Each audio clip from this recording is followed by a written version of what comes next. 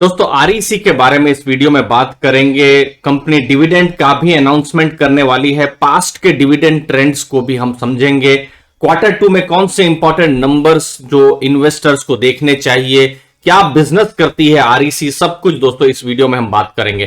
तो नोट करके रखिए 29 अक्टूबर शुक्रवार का दिन, जिस दिन आरईसी के क्वार्टर टू के नतीजे आने वाले हैं और डिविडेंड भी उस दिन डिक्लेयर होने वाला है। और इनफैक्ट ये दूसरा डिविडेंड है, मतलब ये इंटरिम डिविडेंड दूसरा, मतलब क्वार्टर वन का ऑलरेडी डिविडेंड मिल चुका है जो एलिजिबल शेयर होल्डर्स थे, और ये क्वार्टर टू का डिविडेंड होने वाला है। अब देखिए ये है आरईसी की डिविडेंड हिस्ट्री।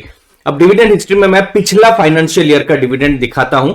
ये थोड़ा सा अलग है क्योंकि इस बार ऐसा हुआ है कि जो इंटरिम डिविडेंड है वो पहले डिक्लेयर हो गया है और जो फाइनल डिविडेंड है वो बाद में हुआ है। कैसे हुआ है ये मैं बताता हूं। देखिए इन तीन को आपको देखना है।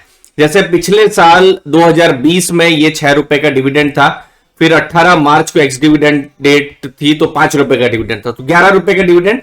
फिर उसके बाद जो लेटेस्ट जो डिविडेंड है जो पिछले साल का, ये 16 सितंबर की जो डेट है, ये 1 रुपीज 71 का डिविडेंड। तो टोटल अगर आप देखेंगे तो 12 रुपीज 71 का डिविडेंड है।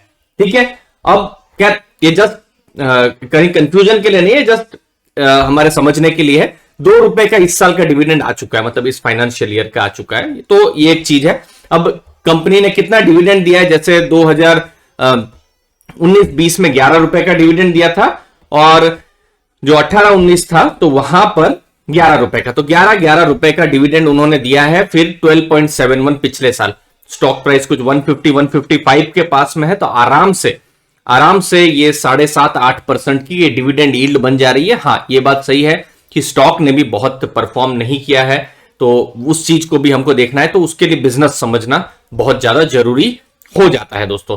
तो आरईसी क्या करती है, लोन देती है। लोन किसको, हमको नहीं देती है, आपको नहीं देती है, लोन देती है जो पावर सेक्टर है उसके लिए लोन देती है। और वहां पर थोड़ी सी तकलीफ हो गई थी 4-5 साल पहले। अभी मैं जैसे जैसे ट्रेंड्स देख रहा हूं चीजें सुधर रही है। जैसे ये एक इंपॉर्टेंट है कॉस्ट ऑफ फंड्स की, जो आरईसी को लोन देने के लिए जो पैसा मिल रहा है 6.89% में मिल रहा है, जो कि कम हो रहा है, जो कि अच्छी बात है।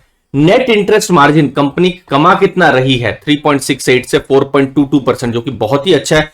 इनफैक्ट ये मार्जिन जो है अच्छी बैंक्स का नहीं होता है, तो ये एक इंपॉर्टेंट चीज है। इंटरेस्ट कवरेज रेशियो, इंटरेस्ट समझ लीजिए 1 रुपए देना है तो कंपनी या आरईसी 1.49 कमा रही है, तो ये भी एक पॉजिटिव चीज है। और आरईसी को क्यों एक अंडर वैल्यूड बेट इस मार्केट में, जहां इतना बड़ा फ्रॉथ है, थोड़ा महंगा है, ये बनाता है उसकी बुक वैल्यू।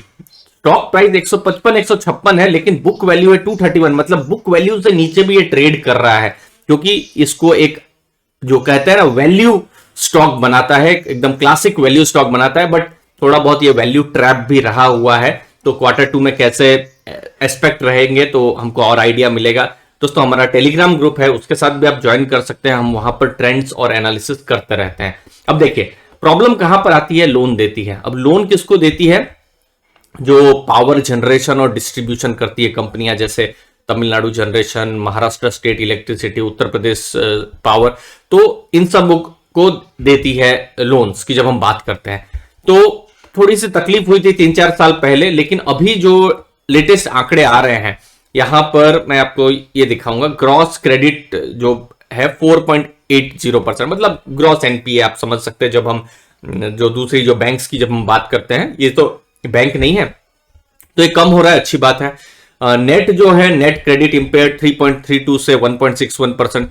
और चूंकि आरईसी जो पैसा देती है वो छोटे 1,000, 2,000, 2 लाख, 5 लाख में नहीं, करोड़ों में देती है, तो ये बहुत बड़ा नंबर हो जाता है। प्रोविजन कवरेज रेशियो बढ़ना अच्छी बात है, तो ये एक पॉजिटिव चीज है जो इन्वेस्टर्स ध्यान में रख सकते हैं। अब आरईसी लोन देती है तो वो कहां से पैसा जो है, उनको पैसा कहां से मिलता है, तो उसके लिए रेटिंग एजेंसीज, रेटिंग बहुत स्ट्रांग चाहिए। और जो रेटिंग है वो इंटरनेशनल जो रेटिंग, इंडिया की जो रेटिंग है उसके बराबर की रेटिंग है। ये कुछ पॉजिटिव चीजें हैं।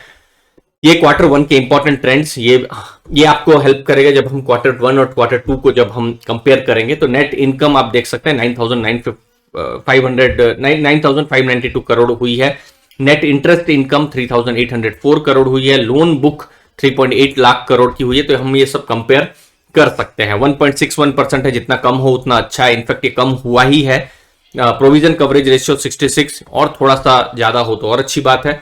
नेटवर्थ 45,000 करोड़ से आसपास है। तो ये सब कुछ इंपॉर्टेंट आंकड़े हैं जब हम आरईसी के बारे में हम बात कर रहे हैं दोस्तों। उम्मीद है आपको वैल्यू मिली होगी। छोटे सा वीडियो में हमने प्रीव्यू करने की कोशिश की, डिविडेंड के बारे में हमने समझने की कोशिश की। धन्यवाद आपके कीमती समय के लिए। चैनल को दोस्तों जरूर सब्सक्राइब करके रखें ताकि आपके पास लेटेस्ट में इंफॉर्मेशन पहुंचती रहे। धन्यवाद दोस्तों।